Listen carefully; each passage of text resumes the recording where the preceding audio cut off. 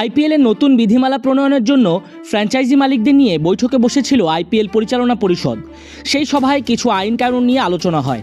এর মাঝেই তুমুল বাকবিতণ্ডায় জড়িয়ে পড়েন কলকাতা নাইট রাইডার্স মালিক বলিউড সুপারস্টার শাহরুখ খান এবং পাঞ্জাব কিংসের সহমালিক নেস ওয়াদিয়া, যিনি পাঞ্জাবের মূল মালিক বলিউড তারকা প্রীতি জিন্তার সাবেক প্রেমিক।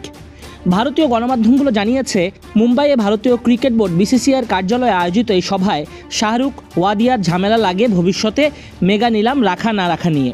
কলকাতা, মুম্বাই, হায়দ্রাবাদ, রাজস্থান, চেন্নাই ও গুজরাট মেগা নিলাম বিলুপ্তির পক্ষে অবস্থান নেয়।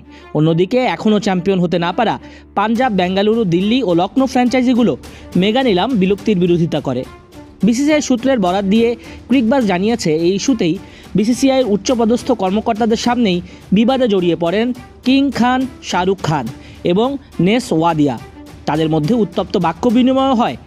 তবে এই ব্যাপারে শাহরুখ ও প্রীতি জিন্তার কোনো বক্তব্য পাওয়া যায়নি। তবে ওয়াদিয়া বিষয়টা অস্বীকার করে বলেছেন, আমি শাহরুখকে 25 বছরেরও বেশি সময় ধরে চিনি, তার সঙ্গে আমার কোনো শত্রুতা নেই। বোর্ড যেটা ভালো মনে করবে সেটাই করবে। দুই পক্ষের সভায় বহুল আলোচিত ইম্প্যাক্ট বদলি আইন নিয়েও কথা হয়েছে। এই আইনটি নিয়ে বেশ কয়েকটি ফ্র্যাঞ্চাইজি আপত্তি জানায়। দিল্লি ক্যাপিটালসের অন্যতম মালিক পার্থ জিন্দাল ইম্প্যাক্ট আইন বাতিলের দাবি জানিয়ে বলেন, কিছু লোক এটা চায় কারণ এটা তরুণ খেলোয়াড়দের আইপিএল খেলার সুযোগ করে দেয়, আবার কিছু লোক এটা চায় না কারণ এটা ভারতীয় ক্রিকেটে অলরাউন্ডারদের বিকাশের ক্ষেত্রে ক্ষতি করছে। আমি দ্বিতীয় দলে। আমি ক্রিকেটকে 11 জন বনাম 11 জনের খেলা হিসেবে দেখতেই পছন্দ করি। দিল্লির মতো আরও কয়েকটা ফ্র্যাঞ্চাইজিও এই নিয়ম বাতিলের পক্ষে মত দিয়েছে। সভায় আলোচনা হয়েছে 5 বছর পর পর মেগা নিলামের ভবিষ্যৎ নিয়েও। প্রথম দুটি ইস্যু নিয়ে ফ্র্যাঞ্চাইজি মালিকদের মধ্যে একতা দেখা গেলেও এই ইস্যুটির প্রসঙ্গ আসলে তাদের মধ্যে দ্বিধা বিভক্তি দেখা দেয়। আইপিএলে এখন পর্যন্ত চ্যাম্পিয়ন হওয়া ফ্র্যাঞ্চাইজিগুলো মেগা নিলাম বিলুপ্তির পক্ষে, অন্যদিকে যারা চ্যাম্পিয়ন হতে পারেনি তারা এটার বিপক্ষে অবস্থান নিয়েছেন। শিরোপাজয়ী ফ্র্যাঞ্চাইজিগুলো আরও বেশি খেলোয়াড় ধরে রাখার দাবিও জানায়। আইপিএলের পরিচালনা পরিষদের কাছে আরও কিছু দাবি জানিয়েছে ফ্র্যাঞ্চাইজি মালিক পক্ষ। তাদের মধ্যে সানরাইজার্স হায়দ্রাবাদের স্বত্বাধিকারী কাব্য মারান 7 জন খেলোয়াড় ধরে রাখার কথা জানিয়েছেন।